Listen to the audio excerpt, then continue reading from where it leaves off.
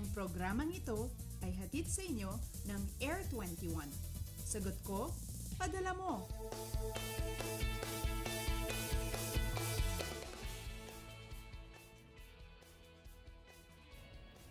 Magandang umaga, Pilipinas. Marami tayong impormasyong ilalahad ngayong umaga, kaya tutok lamang sa ating programa. Mula sa Pag-asa Weather and Flood Forecasting Center, kasama ang inyong weather girl April Enerio ngayong Huwebes, May 14, 2015.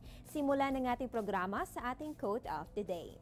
Sabi ng manunulat na si Marty Rubin, weather is always unrehearsed. Tama nga naman pagkat minsan, pabago-bago ang panahon. Ang init-init sa umaga tanghali pero minsan, ang lakas pag umulan sa hapon o gabi. Ang tawag po natin dyan ay thunderstorms o pagkidlat, pagkulog.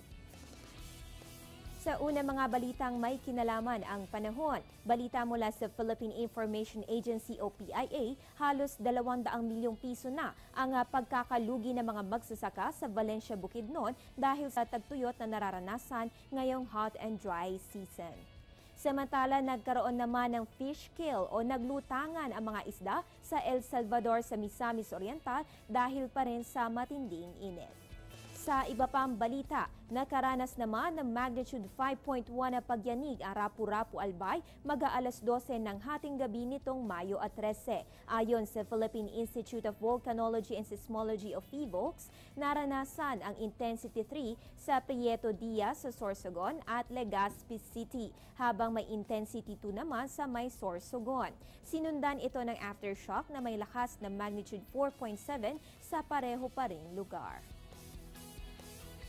Samantala kahapon, naging maganda naman ang panahon sa buong Pilipinas, especially sa Northern Luzon na inaabot ng ridge ng high pressure area. Kaya naman minsan lamang naging maulap ang ating kalangitan. Kung umulan man, yan ay isolated cases lamang. Kung si Typhoon Dolphin naman ang pag-uusapan, ako napakalayo pa rin yan sa boundary ng ating power line. Looking ahead, mas mataas naman daw po ang tsansa na ito ay mag-recurve bago mag-landfall. Pero just to be sure, tatanungin natin ang latest scenario kay Typhoon Dolphin mamaya dito sa ating mga weather forecasters ng Pag-asa. Punta naman tayo sa astronomical events. Ngayong araw po, sisikat si Haring Araw 5:28 ng umaga at lulubog naman 16 minutes makalipas ang alas 6 ng gabi. Sa moonrise, ayon po sa Pag-asa, yan ay 2:07 ng madaling araw, habang ang moonset ay 2:31 ng hapon with moon illumination of 26%. Waning crescent moon pa rin po ang patuloy na bibida sa ating kalangitan. Ibig sabihin, small part o maliit na bahagi lamang ng buwan ang illuminated o yung nasisinaga ng araw.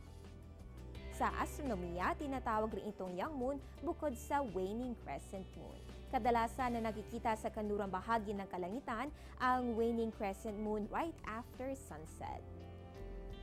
Sa tidal predictions along Manila Bay courtesy of NAMRIA, ang ating pong high tide ay mayroong 0.67 meter 7:47 ng umaga, habang ang low tide ay 0.10 meter 12:48 ng madaling araw. Mga paunang impormasyon pa lamang yan. Marami pa kaming ihahatid makalipas lamang ang ilang paalala.